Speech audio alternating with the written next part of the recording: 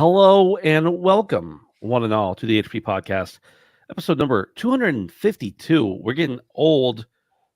Dave is here with me today, repping Puma, one of our corporate sponsors. Thank you to Puma for sponsoring the show. That's not a real ad. Dave, how you doing?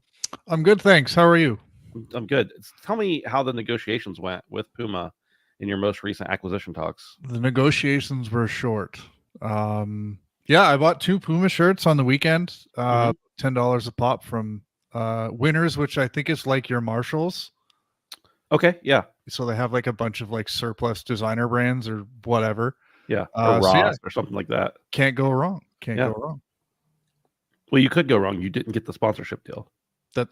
I mean, but in terms of buying clothes, it's difficult to go wrong at Winners and or Marshalls. So, yeah. Understood. Well, good to see you. Glad to see you're very bright and illuminated, and that has been rectified.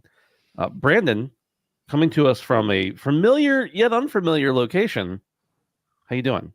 I'm doing all right today, Ben. Yeah. The chat's saying, "Holy shit, Brandon finally killed Dustin."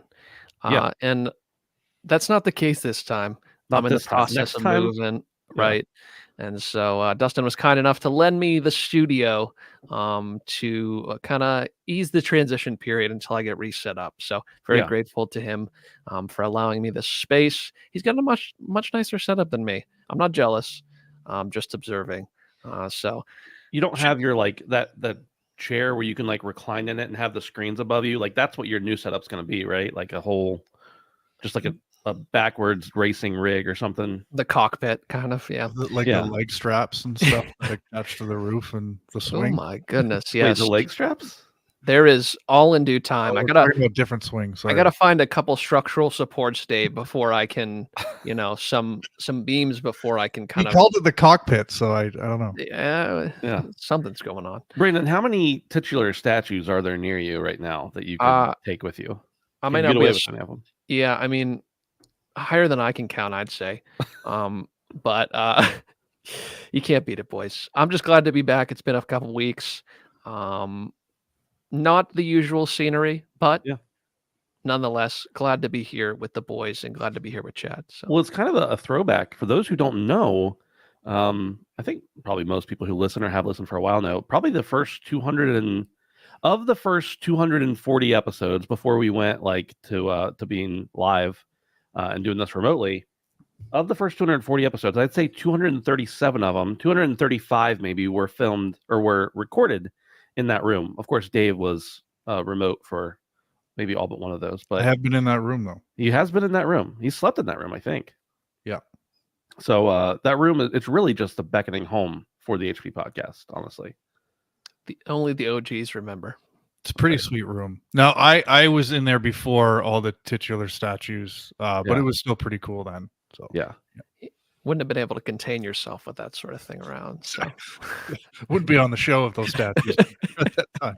Dustin sometimes says he's not a weeb or not a real weeb, and I'm like, have you seen your room? Have you? Like, just have you? What have you watched for the entire last 2 years? Explain these things to me. Sometimes you just got to lay out the bullet points and kind of make your own call on that sort of thing, man. Yeah, that's right. Speaking of making your own call, you can make your own call on whether you want to help support us financially or not by going over to patreon.com/handsomephantom. We appreciate it if you want to join us there. It's as little as $1 a month. If you're an audio listener, you get ad-free early access to the show. For the video folk, well, I guess you get whatever YouTube wants you to get. But we appreciate you guys who support us there on Patreon. And also, if you want to hang out with us, whether you're a patron or not, you can do so over at handsomephantom.com/Discord there. Hang out, talk about new games, talk about stuff you're doing that weekend, talk about how you're going to rage at Mario Wonder, which I will participate in later in the show. And Discord is gross this week. There's a lot of feet stuff going on. There's a lot of just... Dave, we need to address this. Price shopping big-titted statues. I was very disappointed in the chat and how quickly they honestly answered that question, which was a joke, by the way. I forget what it was. Oh, you asked if it was like a real statue or something? I asked Dustin specifically, and the amount of actual answers I got in a very short period of time was a little discouraging, but degenerates we are, that's okay. Yeah. I also wanted to point out that you posted a picture of one of your acquisitions this week. Yeah. Not the Puma acquisition, Mario Wonder. And I got the feeling there was an intentional shot of one of your feet in there. How No, convenient. it wasn't intentional. I've already had a meeting with the Handsome Phantom HR department on this, so I've been read my rights and all You that. got read your rights. Your Miranda rights, yeah. Won't happen again, sir, but it wasn't intentional. I wouldn't make any promises, Dave. I really wouldn't on camera. I would not make any promises. I'm not your lawyer, of course, but you guys have both gotten yourselves in trouble by making promises on camera recently. Yeah. Oh God, when will we learn? Yeah, that our actions have consequences. That's right. Guys, you want to talk about some news, some video game news? By the way, this is a video game news show most of the time. Can I just say, Ben? Okay. As an advocate of digital gaming, like this sort of thing wouldn't happen because I can't take a picture of a digital game. Yeah. So there's another mark in the digital game column is you don't get accidental feet pics with digital games. So I mean that could be a positive for some people and a negative for many others. All I'm saying is if you try hard enough, you could have been holding the Switch up and being like, "Oh, look at my new game on the screen." I'm just saying. Yeah. The feet can persist, digital or not, Dave. So don't think it's mutually exclusive here. This isn't a physical digital world as far as feet are concerned. I'm just they are one. On, honestly. Well, speak for yourself. Number 1. Naughty Dog has announced The Last of Us Part 2 Remastered for PlayStation 5. Set to be released on January 19th, 2024, this edition will include a new roguelike survival mode called No Return, a guitar free play mode, and a comprehensive dive behind the scenes with director's commentary and newly recorded insights. The game will feature enhanced graphics, including native 4K output in fidelity mode, and an unlocked frame rate option. The remastered version will leverage PS5 features like improved loading times and DualSense controller capabilities. Existing PS4 owners can upgrade to the digital version of the PS5 remastered version for $10 at launch. Boys, I wanted to talk about this. We've talked about a lot of these like remakes, remasters, milking us for all they're worth kind of thing. But the biggest thing for me with The Last of Us Part 2 is that there was a PS5 patch that added in, and it was free, by the way, most of the features that they're bringing with this. Now, granted, that new mode, we'll talk about that. That's a selling point, I think, for sure. But it seems like the rest of it, I guess what I'm saying is, Dave, is this for us who already have The Last of Us Part 2? We don't need a new one? Or is this really just to get the new audience in the door with the success of the TV show, make a little extra money for people who are diehard, etc.? Yeah, I think the simple answer is there is an opportunity for Sony to bring in a bunch of people who've had an interest in the show and maybe haven't played the game or bought a system or something like that. But I mean, as mentioned in the chat there, like we've also seen this with Death Stranding and Ghost of Tsushima. So I think this is kind of a larger overarching cash grab strategy, this whole $10 re-release thing. My big issue with this is, again, it's a 3.5-year-old game, or it will be in January when this comes out, and this is being positioned as a remaster, whereas with Ghost of Tsushima and I believe with Death Stranding, it wasn't. It was just sort of a next gen upgrade because those games came out in kind of an awkward in between time just before the PS5 came out. So yeah, I mean, I'm not saying anything new or groundbreaking by saying that I don't like this, and I really wish that Naughty Dog and Sony first party were kind of focusing on newer stuff than doing this, because it's nothing new, and as you said, Ben, a lot of this stuff is already out there. Also, like, how do we have 2 unnecessary remasters for the Last of Us franchise and nothing for Bloodborne? I understand there's a difference in relationship when it comes to like Naughty Dog and From, but still, it's I don't know. It's not cool. And the other thing that really gets me is like, there's probably a lot of people out there who maybe they pre-ordered The Last of Us Part 2 for when it first came out, or they bought it at launch, like with the expectation that they're getting this really good campaign plus factions. And obviously we know since then factions is basically dead or essentially on ice. But we are getting this roguelike mode, which is cool. But at the same time, like if you want that now and you have the PS4 version, you have to pay more for it. I know it's only $10, but the principle is it just kind of sucks. And we're seeing a lot of these shitty moves from Sony. If these things are paying off for Sony, then unfortunately, I think they're going to live on past the Jim Ryan era. I don't know if it's all him, but in any case, this is kind of annoying. And yeah, just give us a Bloodborne remaster. That would be cool. Brandon, your thoughts? Who's this for? Why are they doing this? Yeah, Are you upset about factions? And in fairness, I will say real quick before you go, they did announce that factions would not be coming with part 2 before you had to pay money for it. Okay. But they still led you. I mean, the marketing before that was that factions was going to be part of it, and now it's not. So take that for what it's worth. Yeah, I mean, I kind of feel two different ways about this. I've been thinking about it for a couple days now, and ultimately, I don't think it's that big of a deal what they're doing. And I think that why wouldn't they do something like this when they had such success with the last upgrade? And the last upgrade, much more extensive. I understand that. But I think a $10 price tag really, for people who are diehards of the series, there is value there. And I don't think that they wasted too many resources trying to put this thing together. I mean, they made it look better. They added a couple more features, and all the extra content probably was already bagged in some fashion or another. Yeah. Like for Sony, I feel like this really is a win-win. I don't know that it's a win-win for the consumer.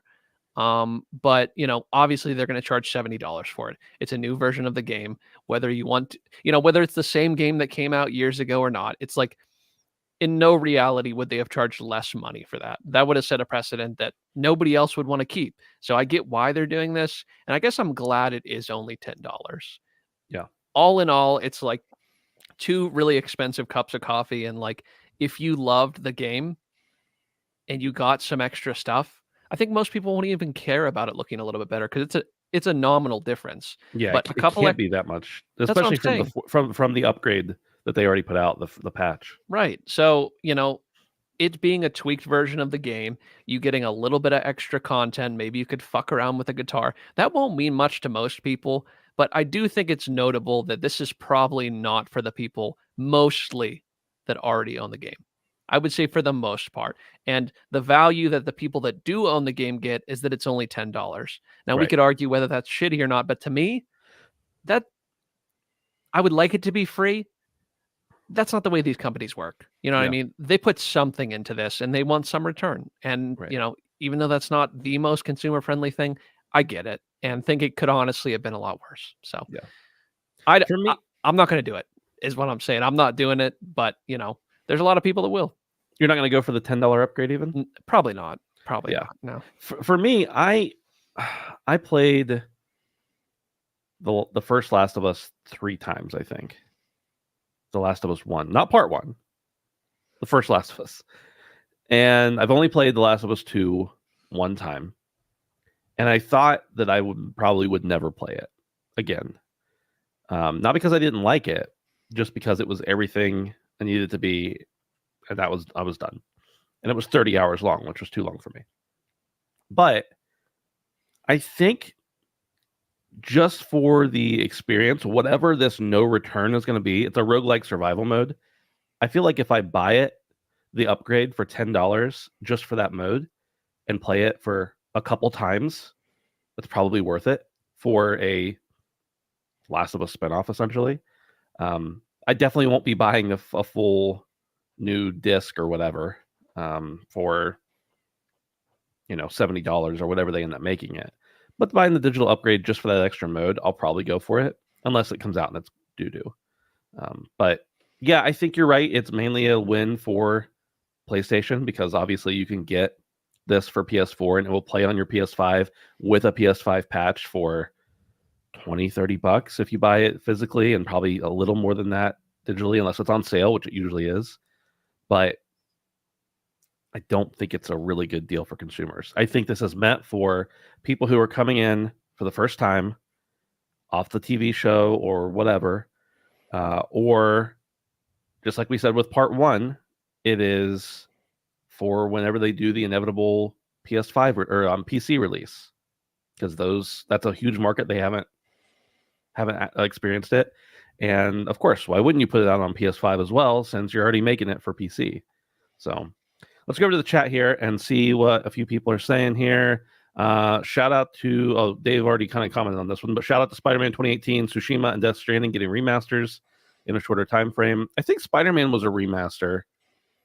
Were Tsushima and Death Stranding? I think they were like PS5 editions. They I don't know. Again, it was a positioning thing. They felt like upgrades rather than this is a remaster. Right. I know Tsushima, the upgrade, there was a PS5 upgrade, and then there was a PS5 version, but I think it was basically the PS5 upgrade for people who already had it. And they had for sure like DLC with that too, which made it, I think, a little bit more valuable. Tsushima or Death Stranding did? Icky Island for Tsushima. Icky Island cost extra. Oh, that's right. You mean with right? The but I mean in terms of the overall package. Yes, that's true. That makes it more valuable, I guess, and especially for people who know. That was a sleeper hit, in my opinion. I was not looking forward to that game at all, and like 2 days after it came out, I could not stand it because Brandon and another friend of ours were talking so highly about it. I had to get it, and then I loved it. I ended up spending like 70 hours on it, platinuming it, playing the multiplayer. Yeah, it was. Man, I'd love to go back to Tsushima, but I'm thinking I'm just gonna wait until the next one's announced and then go back, play the DLC, etc.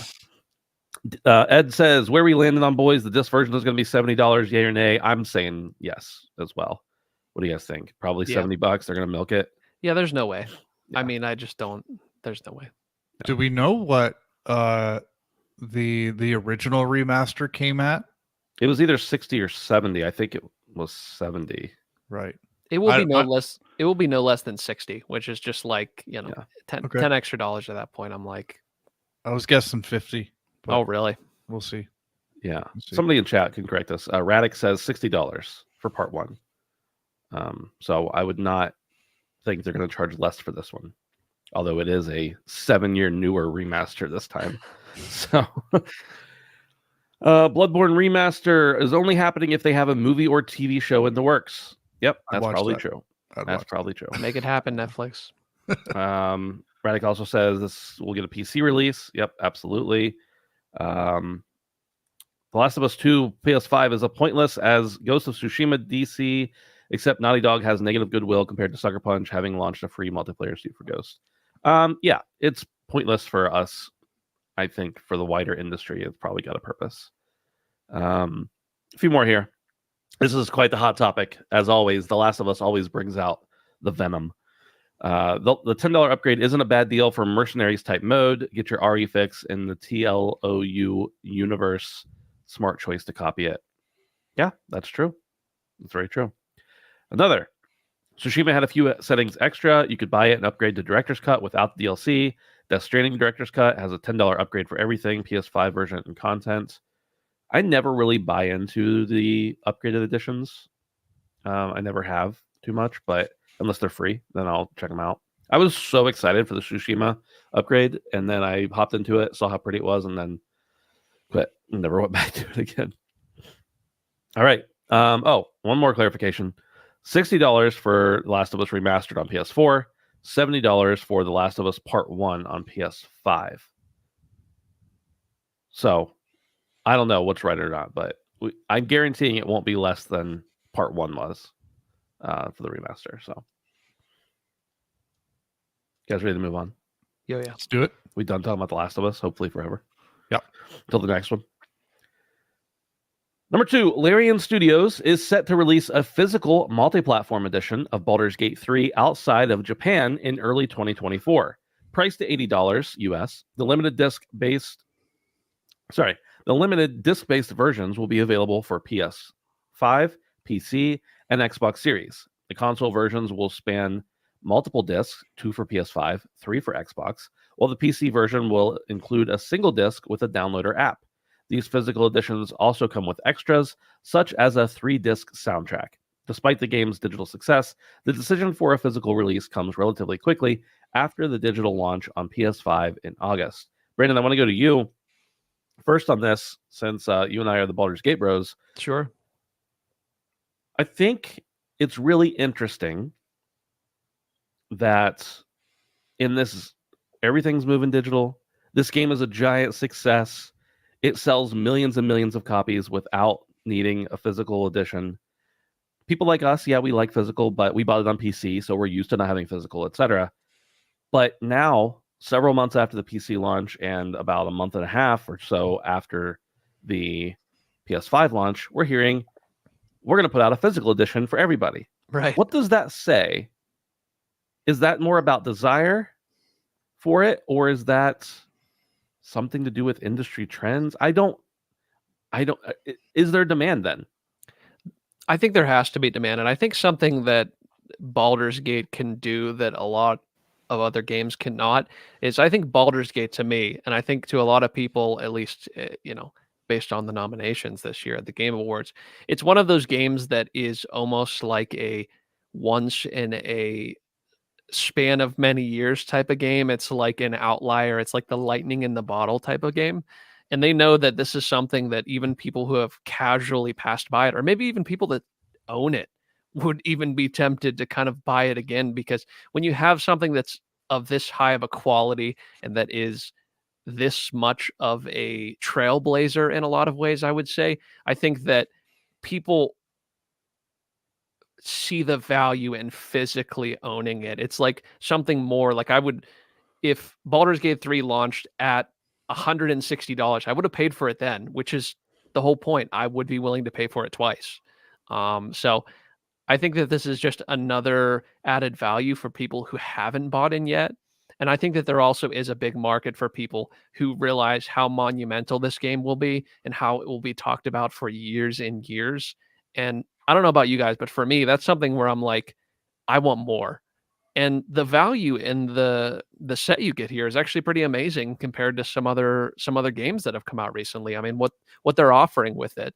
Now, I'm not going to buy a special edition for everything else aside from the game, but it certainly doesn't hurt that there's a lot of cool shit with it as well. So, yeah, Dave, I know you haven't played Baldur's Gate and you're not a physical guy, but what do you think of this move to, after release and saying there would be no physical copy, put out a physical copy?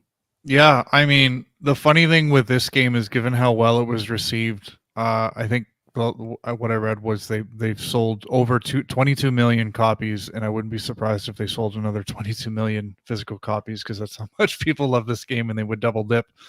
But I don't know. There's two ways to look at this. In one case, maybe Larian misread the market slightly and didn't really think that the game would be this much of a hit, and it wasn't worth going to physical release. The other way to look at it is maybe Larian did know, or they were confident in their release, and they thought, let's initially release this digitally, where we're going to make a little bit more per unit, which it may just be a nominal amount, but you multiply that by 22 million, and the extra revenue on selling a digital copy versus a physical is a lot more. So maybe that's the strategy, and maybe we'll see more of this going forward, where an initial release is digital, get all the early adopters to buy digital, and then have a follow-up release physical. Again, I don't think we're realistically going to see this with too many games, but maybe that was the approach, is let's make all of our money on digital and then put that physical out later for those who want it as the collector's piece, or the late adopters, or whatever it might be. But yeah, it's an interesting situation. I suspect that it's probably the latter there, where Larry knows what they're doing, and they knew they were going to sell a lot on PC, and thus they went digital only. So yeah, it's a good package, though. I agree with you, Brandon. It's really good. Yeah, it is interesting. There's some comments in chat. One, let's see. Baldur's Gate being digital wasn't a shock, considering that the devs weren't even sure how the game would be received. No point in investing in a physical release. I think I agree with that to some extent, but this game was in early access for so long and sold millions of early access copies that it's, for at least on PC, that it is hard for me to imagine they did not know that it was going to be a big game. But yeah, I mean, we were at PAX too when it was first shown off. And it was, I think it was the most popular game at that show. Like, it was the big draw. So, yeah. Ed has a question about the disc sizes. I don't want to get into that as much because I don't have all the details, but he says the Xbox copy is weird at 3 disc, and the Series X uses 100 gig UHD, et cetera, et cetera. So the point there is the Xbox edition, if I'm remembering correctly, is going to be 3 discs. Did I write that here? Yes. 2 discs for PS5, 3 for Xbox. which I think the Xbox format is a little bit smaller, so they need more disk for it.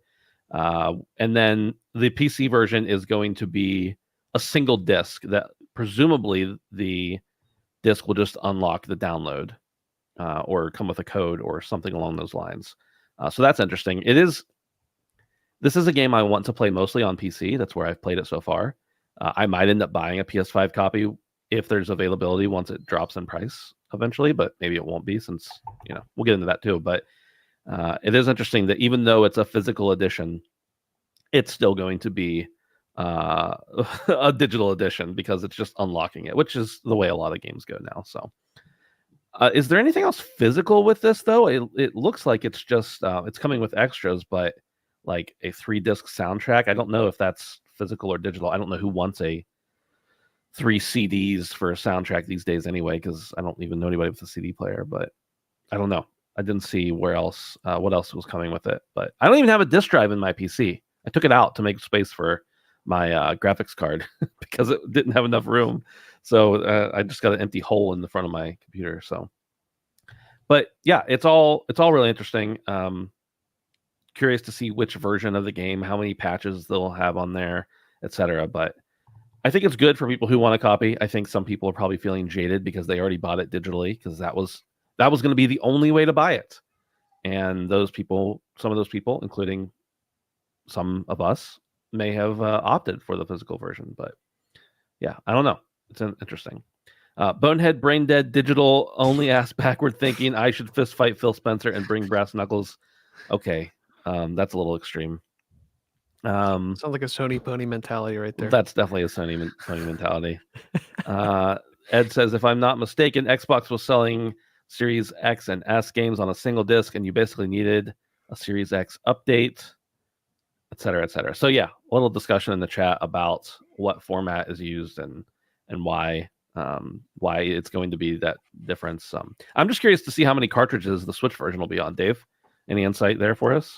Sorry, can you repeat that? I had pulled up my headphone for a second. I said I'm just curious to see how many cartridges it's going to take for the Switch edition.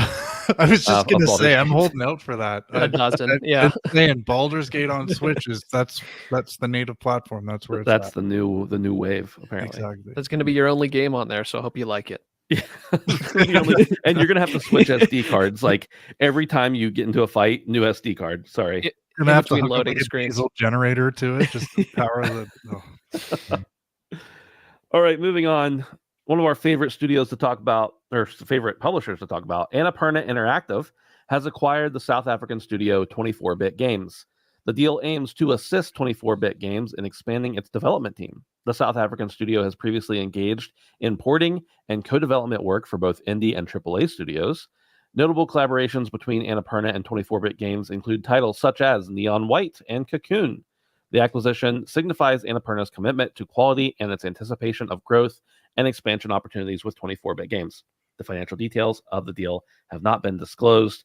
Brandon, we'll hop over to you first. Neon White, I was the champion, but everybody forgot that by the time it became popular. I'm not going to hold that against anyone, but this developer, I've been hearing great things about Cocoon, especially in our Discord, by the way, handsofphantom.com/Discord to join up on the Discord. I've been hearing great things about this Cocoon game. I haven't downloaded. I have not checked it out yet on Game Pass. But anyway, what are your thoughts on Annapurna making their first acquisition, getting their own developer? Yeah, this is fantastic. Not only are they acquiring a studio, which I have had some experience with, and I've heard nothing but good things, but as we've said, Annapurna, we have a good relationship with them. At every single PAX we've been to, we've played, I think we've almost played every single game, if not every single game that they have at their booth every single time. They used to hunt us down. I know, dude. Yeah. And I'm not mad about it. Their games are good. I like them. They have amazing art style. And clearly, I've said this for years on the show, is that they have a vision of what they want and they very rarely miss. Now, I'm not saying we get 10 out of 10 experiences every time, but we got a quality studio here, and I'm glad to see that they picked up some other notable talent. This is a win-win. This is truly a win-win. And in a world of acquisitions that are, I don't want to say discouraging, but something that I think could be maniacal or evil at some point or be a net negative for society or, us. This is positive, and I'm really live in a society. I know we do, unfortunately. And from what I've been told, live in a society. Yeah. But this is a net positive for everyone, I think, including Annapurna. Just holding out for Neon White 2, and have Cocoon downloaded. I'm not sure if I'll like it, but I was considering trying it out. So yeah, I was seeing some buzz about it, and then some people in the Discord whose opinions I don't hate. I'm not gonna say value because I don't want to give them more credibility, but that I at least don't hate. Said that it was awesome. So That's a glowing compliment coming from Ben. I don't hate you.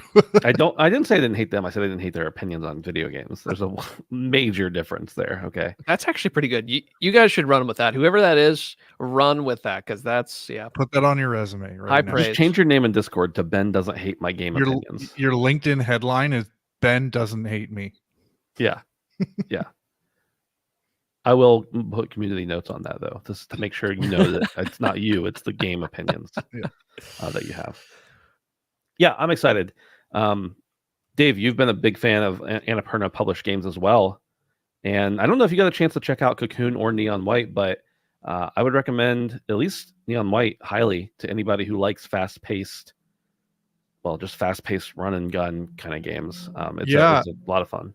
I think after all the chat about Cocoon this weekend on the Discord, I checked it out, and it definitely looks a little bit more up my alley. But yeah, 24-bit games. This is interesting, and I kind of suspect that maybe 24-bit has had a little bit more involvement in these games than just porting and developing. Both of these games were very positively received, and 24-bit games on their website actually has other pretty high-profile Annapurna games listed as games they've worked on, including Maquette, 12 Minutes, and Broforce. Oh wow! Yeah. So I mean, they've had a long relationship with Annapurna.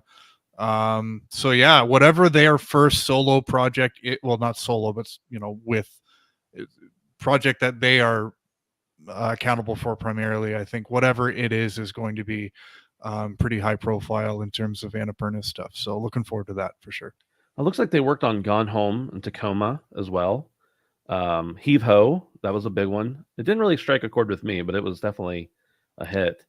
So they've apparently been working with Annapurna for a long time, but specifically on these couple games. So I was sure when I was going to see the Pathless on there, but it wasn't. Yeah.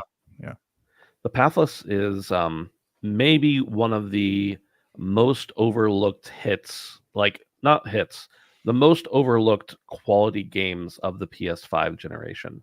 I really think that game is special, and I can't explain why, other than that, when I played it, I felt like I've never experienced Zen or whatever kind of new age bullshit that is, but if I've ever been anywhere close, that was it.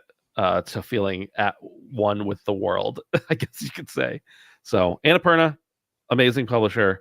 They almost never miss. And then 24-bit seems to be a major win in my book. And yes, Brandon, in a world of discouraging acquisitions and layoffs and everything else, I think this is a good one, because if you can provide a small studio like this, getting firepower from a small publisher that has nothing but quality, amazing. Comments in chat. Cocoon rules. That's good to hear. Annapurna was founded by former Sony Santa Monica devs who worked on the XDev team. They assisted games like Journey, Unfinished Swan, etc. Nice. I did not know about that. As far as Annapurna, yeah, I feel like I did remember that, but it looks like Radic wrote that like a Chat GPT response somehow. I don't know. Copy and pasted that from Wikipedia. But it's funny, Journey makes a lot of sense when you look at games like the Pathless and Cocoon and stuff like that. Like, you really see those kind of parallels and inspirations. So for sure. Yeah. Cool. Moving on. One of my favorite topics, and I know Brandon's in love with this one as well. The NieR series, created by Yoko Taro, is confirmed to continue as long as Yoko Taro is involved. The announcement was made during a presentation at the South Korean G-Star conference by producer Yosuke Sato. I think I pronounced that correctly. I'm not good with Asian pronunciations. Who pledged the series continuation as long as Yoko Taro is, quote, alive and kicking. While no concrete details about future projects were shared, Sato hinted at an unannounced collaboration between the two with hopes to reveal more next year. Brandon, I got to go to you first. One of your favorite games of all time, NieR Automata. the creator of that, Yoko Taro, says it sounds like there's going to be more as long as he's alive. Please do not assassinate him, Brandon. Don't sign me up for anything, Ben. They'll put these thoughts in my head. Now this is good, man. Honestly, I give NieR a lot of shit, and that's mostly because everybody circle jerks around it in a like propeller fashion. But it's a good game. I played a couple endings. I don't know why I didn't stick with it. I enjoyed the time I had, and I think that it has a very high mark of quality. And I especially appreciated the soundtrack. Was 10 out of 10 as far as I'm concerned. But yeah, this is good. I feel like I'm hopeful for my relationship with NieR in the future, because I feel like it was a hair away from being something I would love. Yeah. So as the series develops more, who knows? Maybe I'll go back. Maybe I'll like the next one better. Maybe the combat will be better, but it's not. Yeah, that's a shame that you think that. Dave, we talked a little while back about you checking out NieR Automata, and you didn't. And I want to know what the hell's wrong with you. I'm scared of that game. But also I'm kind of confused now. So like, if I were to want to get into the series, and I'm not expecting to play a game and know all of the lore, kind of getting right into it, but like, where do I start? Like, is Automata a good start, or is, like, I know Replicant was like a remake of a game that actually came out before Automata, and I know there's Drakengard and Gestalt, and that, I guess that's a little bit too obscure, but where do I start, Ben? I'm going to give you my experience, because everybody's experience with this is a little different, and some people, maybe even a person in our chat, is a freak and will try to convince you of something. I have no idea what it will be, but I'll give you my experience. The first game I played was NieR Automata. It was recommended to me highly by our buddy Dustin, and that's where I started.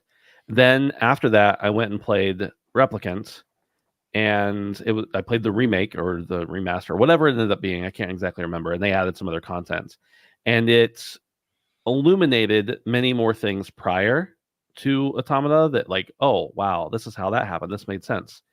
Because I have never played them in the reverse order, obviously. I didn't play Replicant first. It's hard for me to say whether that would be more impactful or less. I felt like getting the background on that stuff after I played it was incredibly illuminating. But I think for someone who maybe played them in a different order, that would be different. The very first game in the series, I never have touched. I don't even know that I've seen anything of it. I'm one of those guys who have gone back. I'm not usually this person, but for NieR specifically, I went back and like read a bunch of stuff. I ordered all the graphic novels and the books and the short stories and everything else, and read all those. But that was all after the experience. So I think you could easily start with Automata, because I do think that is the best game of the three, personally. The 3 or 4 or 5, depending on how you want to look at it. But I think that's the best one. And if you love that game enough, if you like that game, it will be easy to go back to the other games that I feel are lesser, a little more grindy, a little worse combat, which I know Brandon thinks Automata's combat is bad. I don't. I think it's really good. But I'd say Automata. But if you wanted to, you could start with Replicant. But I don't think that Replicant gives you a really good feel of what Automata is actually like. They're very different, but if the lore means something to you, then you'll want to go back to Replicant. That's just my opinion. Fair enough. In chat, Ed says you can do either Automata or Replicant. You do not need to play Drakengard. The only 2 games in the series you should play in any order is Automata or Replicant.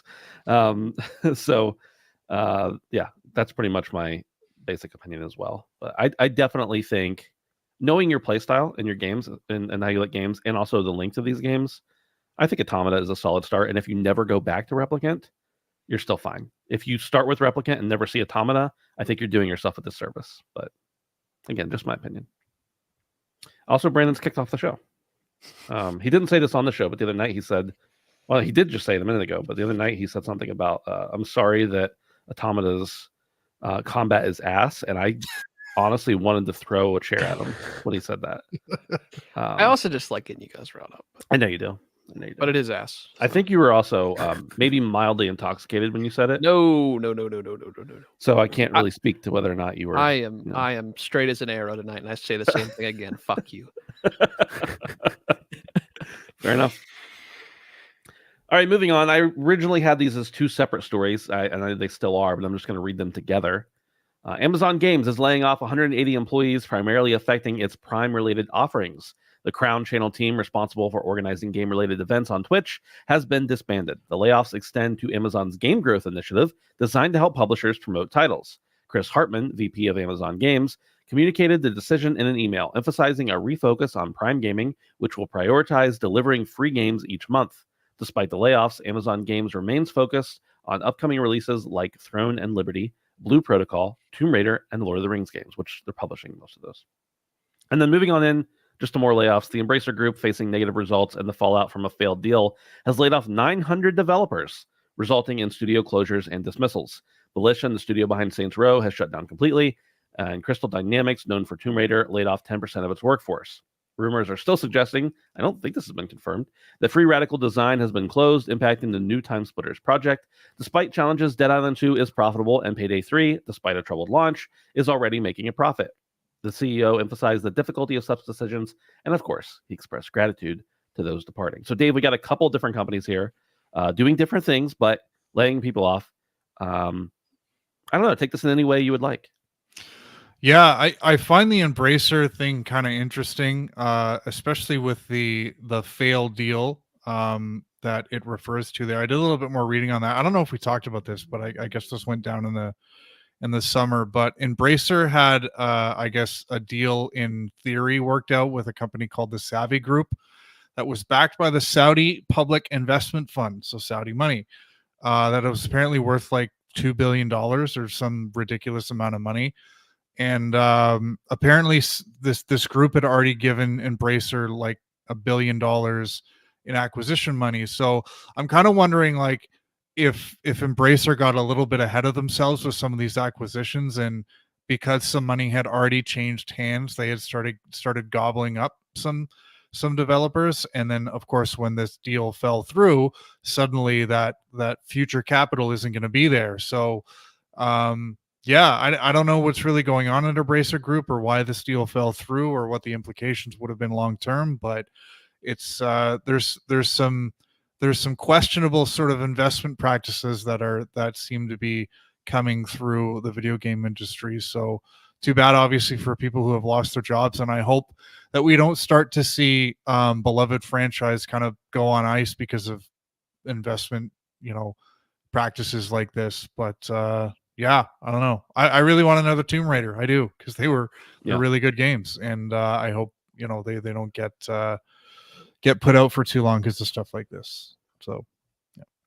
Brandon, I think it was really, I don't want to say obvious, but it was really eye-opening when every week we were discussing a new Embracer acquisition, and some of them were great and some of them were mid developers. And we look at it and we were like, well, how are they going to keep doing this? Well, now we know they weren't going to keep doing this. Yeah. And we talked about the Saudi thing.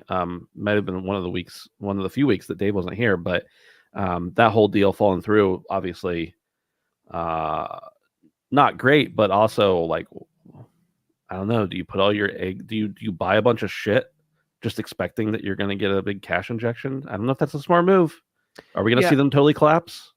I mean, part of me wants. Well, actually, most of me wants that to happen, but not for the people involved, for the company's sake. But yeah, I mean, it was something that we really should have seen coming, and everybody being gobbled up by Embracer should have seen this coming. I mean, you just cannot sustain that large of an intake of both money and talent and just keep it going. I mean, I don't think any company could have do it, let alone, backed by Saudi money or otherwise. So another sad story. Amazon doesn't seem to be hit as bad. I find it interesting because I feel like even if the games aren't making as much money, there could have probably been cuts in other places because they make profits through the roof. So I think that might be a little insight to Amazon's gaming presence in general, is that it is underperforming in some way. And the best way to remedy that is to make cuts, even if they're making money everywhere else. So I guess we're having two giants kind of hurting because they inflated too much. So yeah, it sucks, especially the numbers. I mean, what would you say, 900 some people from the one alone? That hurts quite a bit. So doesn't get any easier anytime we talk about it. But it really is important to understand the market, and I think this year will genuinely change not only how we view this sort of thing going forward, but how people in the industry decide to position themselves.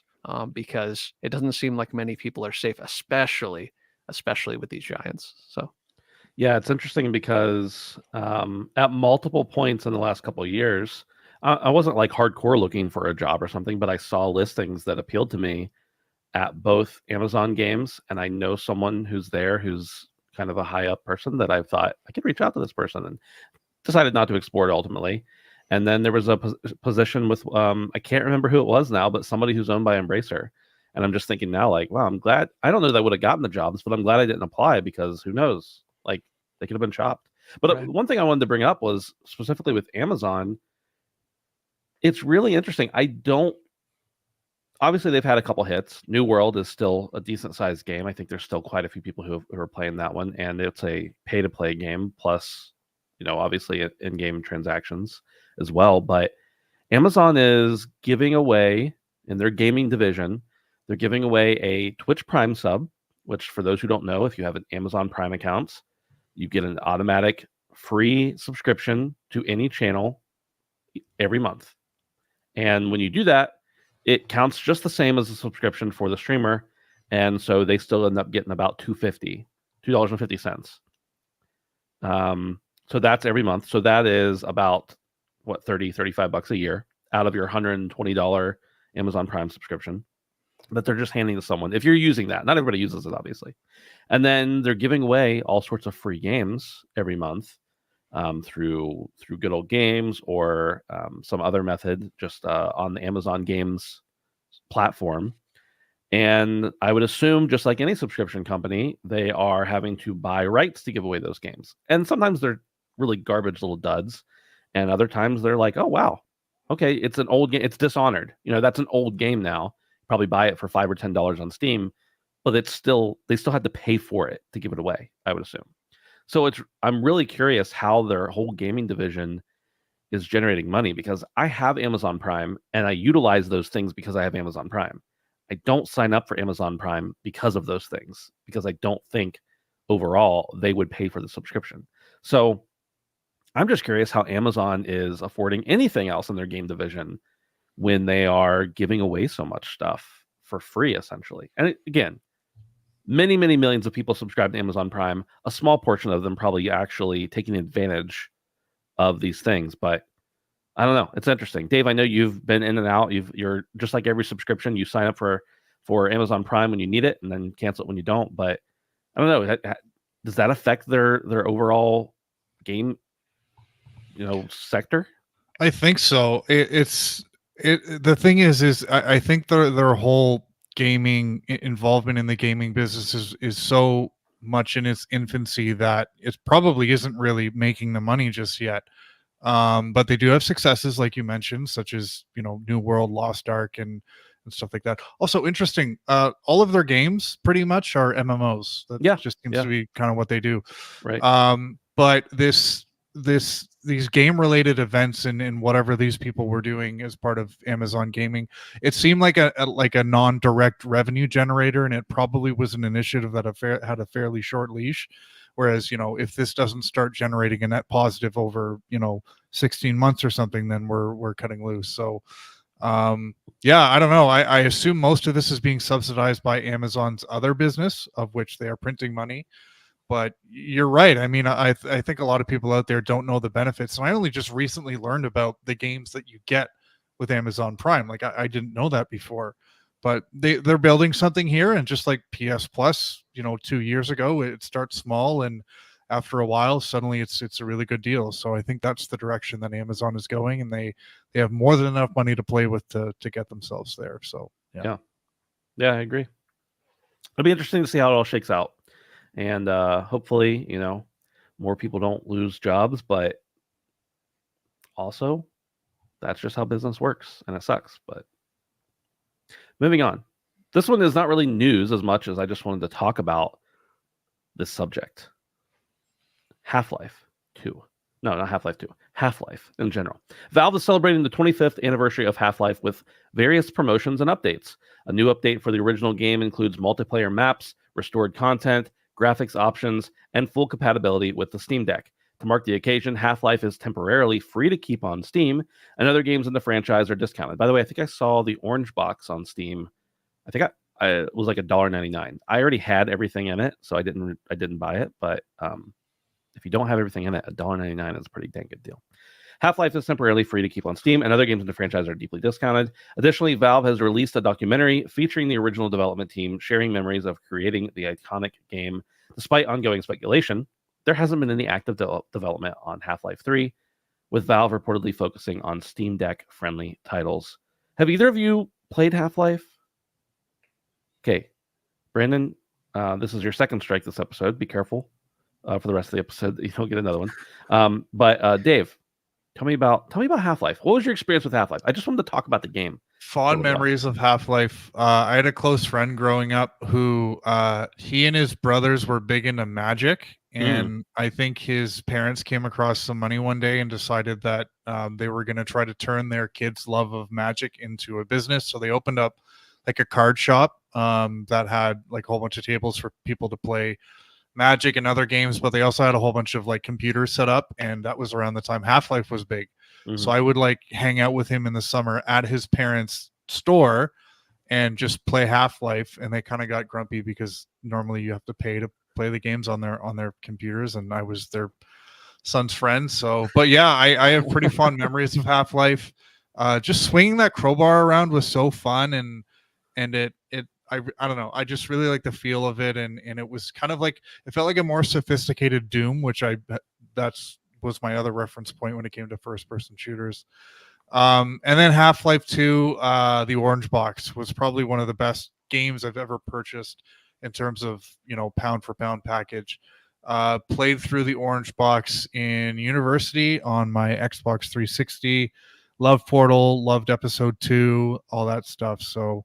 Yeah, I really like Half-Life, and I'm really sad that it's the 25th anniversary of the Half-Life franchise, and if we're not getting a Half-Life 3 announcement on the 25th anniversary, then I think we never are. And I always kind of wonder, like, did the storefront kill Half-Life 3? If so, why did they make Alex? It's such a mystery. Like, it seems like Valve had every intention of making Half-Life 3, and it just, I don't know. It seems really like weird. They're clearly on the hardware trajectory at this point, obviously with the Steam Deck being pretty huge and successful and profitable by all accounts. And I think they made Alex to showcase the Valve Index that they made, which I don't think has been as large of a success as the Steam Deck. And then before that, they made the Steam Link. And all of these are just ways for you to like...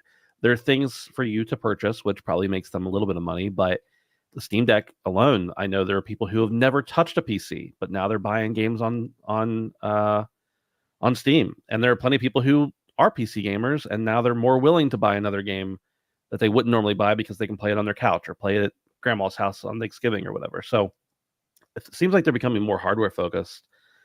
And I think you're right that we might not ever get a Half-Life 3. But I think that, there's a lot of talk about GTA 6 right now and an incoming announcement and a reveal of it or whatever, and that being one of the biggest games to ever exist. And I think that's true. I think it might, by numbers, end up being the biggest game that ever exists. But Half-Life 3, if it was good, would probably blow it out of the water. I don't know about actual acquisition numbers of the game, like people buying it, but I think the chatter would be crazier than GTA 6 would ever be. I don't know. That's just speculation on my part, but it'll be interesting. My experience, I remember playing. I got a whole CD set of all the Half-Life games, or of Half-Life 1 and the expansions, and I remember playing it at my grandma's house on my dad's Sony Vaio, because I got it right before we went on a trip to my grandma's house. And I was playing on my dad's Sony Vaio, and I had to run the phone cord from her kitchen to her living room so I could plug in the laptop to play the game. And each of the CDs came with, like, it was the CD, but then it also had a key with it. And I remember being really irritated that I had to go and download this stupid client named Steam in its infancy, and then redeem these codes, because I was like, I have the disc. Why do I have to redeem them on this stupid website? And so some things, I mean, I've not been as resistant to new storefronts since then, but I remember back when that came out, that was a very popular opinion that Steam was garbage because you had to download something else to play a game. So now I'm like, whatever, Epic Game Store, bring it on. I don't care.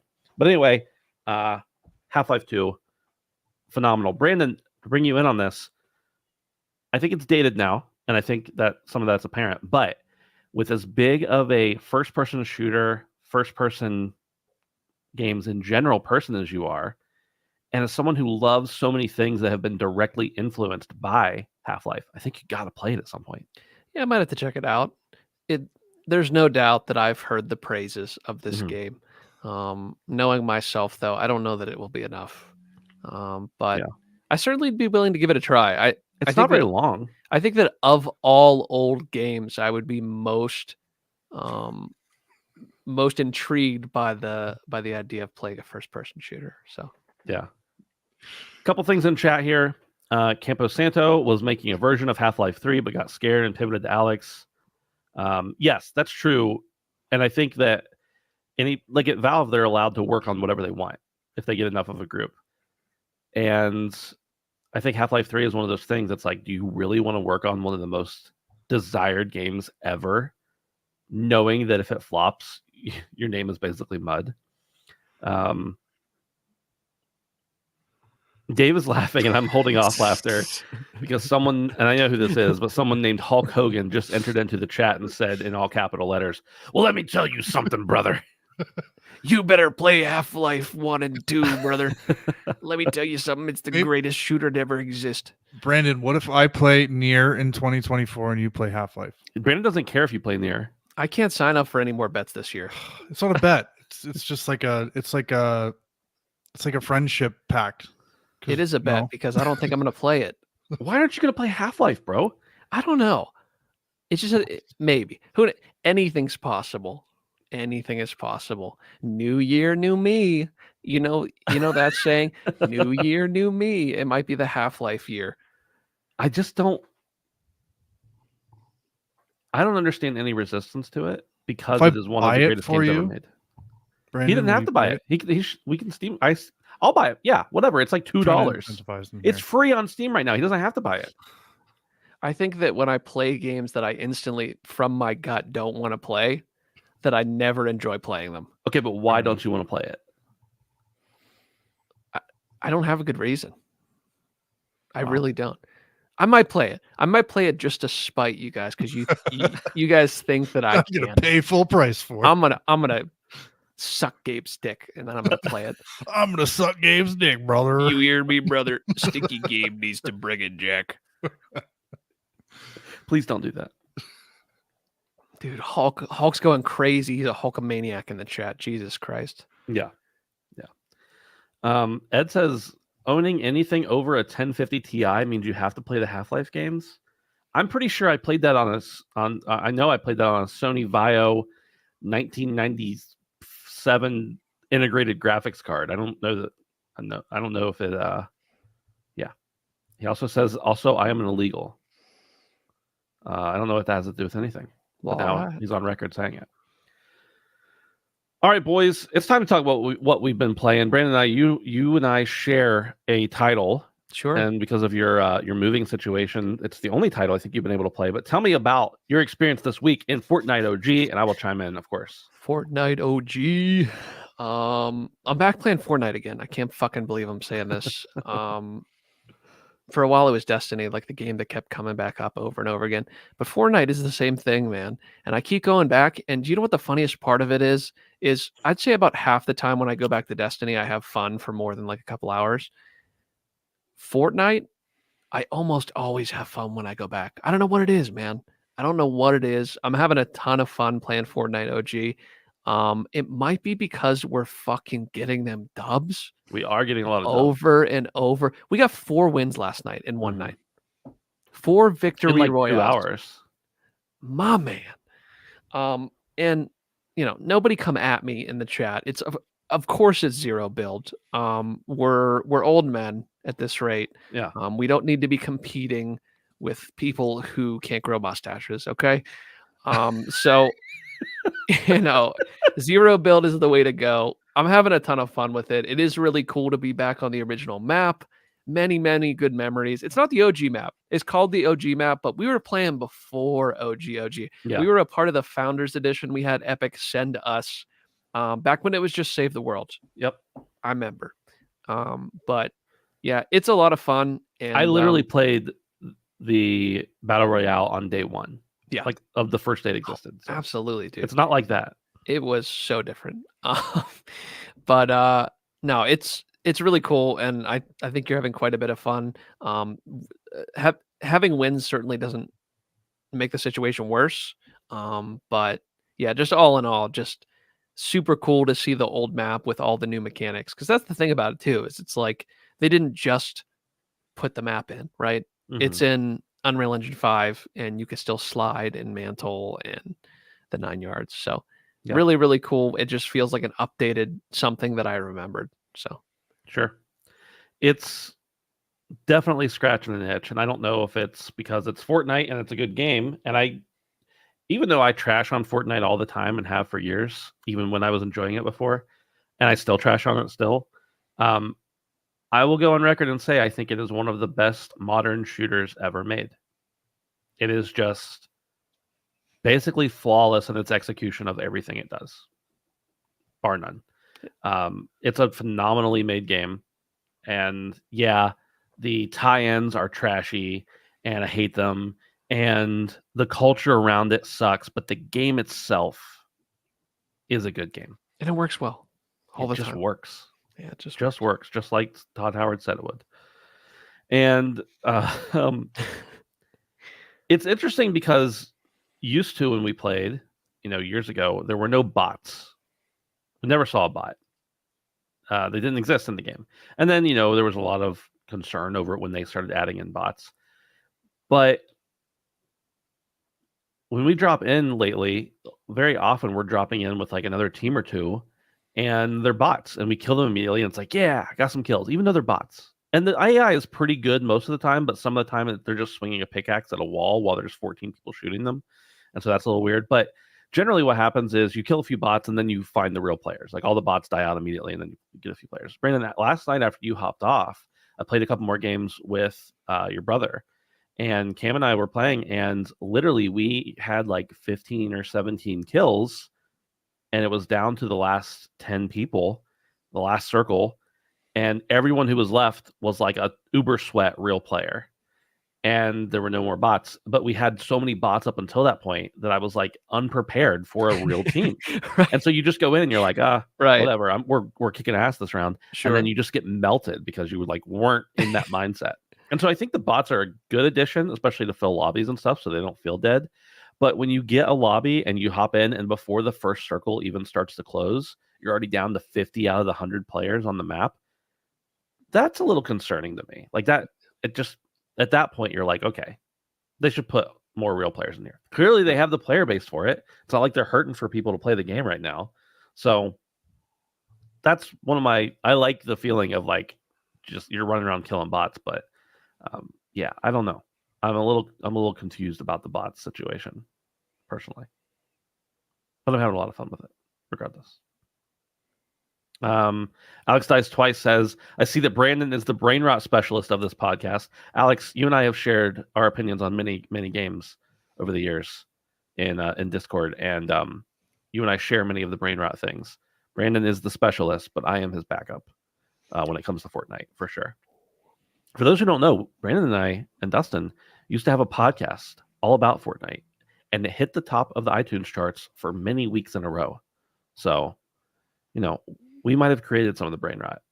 This shit ain't nothing to us, man. This shit ain't nothing to me, man.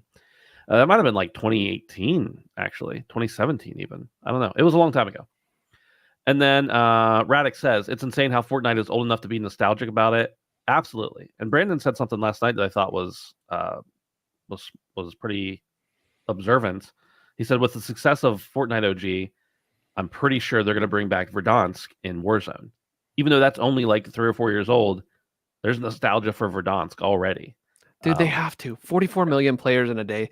They can't be seeing those numbers and thinking, wow, we could do something like this. Yeah. Especially with the new campaign. They have a lot of the POIs already in the new shit. So right.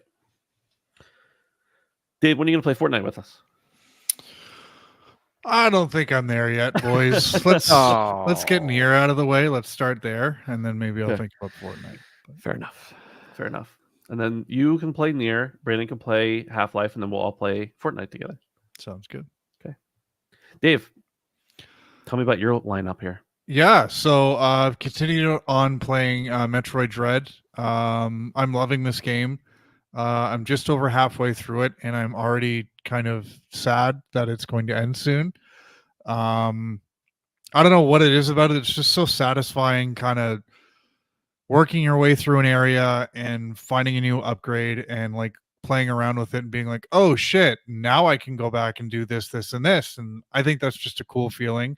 And having it in a 2D side-scrolling package that's like a really high quality package is a great thing. And I'm really liking that. With that said, I am confident now in saying that I'm on team fuck Emmys. They're just not fun. They're not cool. I don't know if they're supposed to be scary, but they're just annoying. And like when you finally unlock the ability in each area to kill the Emmy, you have to go through this really annoying like shooting mini game that is just not fun. But with that said, even with how annoying the Emmys are, it's I'm still really, really having a great time with Metroid Dread. So I'm glad I finally pulled the trigger on it. The other thing I've finally been playing is Mario Wonder. I've got it in the mail last week, and I've been playing quite a bit through the weekend. I don't really have anything new to say that you haven't already said, Ben. It's just such a fun, creative, and like delightful game. That's the word that I've been using with some friends, is like, play this game. It's just delightful, and it's not even nostalgic. Like it is, but it's just so great to like jump in a level and like you could, be a decent way through into the game and you're seeing something completely new, a new idea, a new sort of platform and mechanic that you're using. So it's great. I love that like you get the elephant like early on and you have to like squirt all over people and you're collecting, like you're building up your supply of seeds and spreading your seeds all around the kingdom and stuff. And it's just like, and the Wonder Flowers is like, you guys cannot convince me that someone didn't like look at a level and be like, guys, here's what I think. What if we did this level, but you're on LSD? That's what these fucking Wonder Flowers are. It's just like a complete trip. And like, there's so much of that in this game. But in any case, yeah, I'm really liking Mario Wonder. I said some pretty untoward things about the 2D crop of Mario games, and I'd like to take them all back because I think I'm having a better time with this than I was with Odyssey. Just because it's a little bit more focused. As I said, I'm playing it like you are, Ben, where I'm not moving to a new level until I've gotten everything in the previous level. But I know for a fact when I get to the part of the game when the majority of the levels are like 4 and 5 star levels, 5-star difficulties, I'm gonna say fuck this, because I know it's gonna get like Crash Bandicoot hard. Maybe not that hard, but in any case, yeah, I'm having a really good time with Mario Wonder. And yeah, some good Switch days for me lately. That's for sure. Nice. I've been spending literally, so I platinumed Alan Wake 2 last week, the night before the show, I think. And then I was like, you know what? I'm just going to devote time to Mario Wonder right now. Because for some reason, I have this thing in my head where I'm like, well, any game on a Switch has to be my secondary game. Well, right now, it's my primary game. I don't know why I have that thought in my head, but I do. And so I've only been playing Fortnite and Mario Wonder, and mostly Mario Wonder. And at this point, Dave, I have 100%ed every stage and every world except for the very, very secret last one. and it's not really a secret, but basically once you 100% everything else and you get everything possible, you open up one more world. And I won't say exactly what this world is for those who may not want to know. But it is balls difficult. Part of it is that there are very few checkpoints and the level is incredibly long. Showcases many of the features throughout the game. So even after 100%ing everything, getting every blue check mark on every level, getting every blue check mark on every world, getting everything, I have spent somewhere between 175 and 225 lives on this last level. See, I don't want to get to a point where I hate it. I don't hate it. But I would hate that. I don't have that persistence. But well, now it's a matter of I'm going to beat this and no one is going to convince me otherwise. The problem is because the checkpoints are so far apart. So you run up, you get a checkpoint, and then you have several more portions of that level to go. And then until you get another checkpoint. So if it takes you a long time in between those levels, you run out of lives, and eventually, it's a game over, even though technically it just means you don't have that checkpoint anymore. So you got to start over. And the game actually gives you the option after you have cleared the whole game and unlocked that world. Maybe it does it before that, but I didn't notice it. To buy 100 lives specifically for that challenge.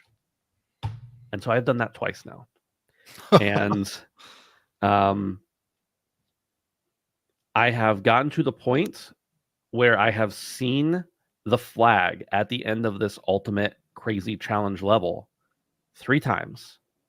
I've seen it. And the level is like, I watched a speed run just like after I'd done this 100 times just to make sure I wasn't missing something. I watched somebody do a speed run and they finished it. It took a speedrunner like 7 minutes to do it. And I am nowhere near a speedrunner. And I died a lot of times and, whatever. And I'm also collecting all the important stuff along the way. So this level, like if you have to start at the beginning to get all the way to the end, let's say you don't die. If you're a speedrunner and you're amazing, it's still going to take you like potentially 10 minutes. So it is to the point where I am so stubborn that I have Mario RPG sitting right there. I bought it on Saturday. It's sitting there. It is still in the package because I refuse to start playing a new game anywhere until I 100% Mario Wonder, including the ultimate special final test, whatever it's called. Final. It plays a trick on you. I mean, it's not really a trick. It's see-through, but... So that's where I'm at. And I am... so tense just thinking about it. But I love it. I still do love it. It's this actual real challenge. And the part I'm at, there is no way to make it easier on yourself. There's no hacks. There's no like special tricks. You just got to do it. And it's rough. So that's what I've been playing. Guys, we're going to get out of here. But before we do, remember, go over to patreon.com/handsomephantom. Sign up to support us. Go over to handsomephantom.com/discord. We appreciate that. And if you haven't already, if you're in here in the live chat right now, there's a little thumbs up button on the video you can give. Go ahead and click that like button. The thumbs up, whatever. Just do it. I don't even know if it impacts an algorithm or anything. I just want you to do it to make me feel better and to make us feel better. We're going to talk for just a couple minutes here after the show.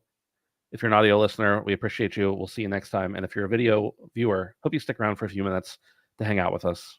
Thanks for listening and watching, everyone. And have a great week. That's all she wrote. We done. Sorry, boys. I got to run.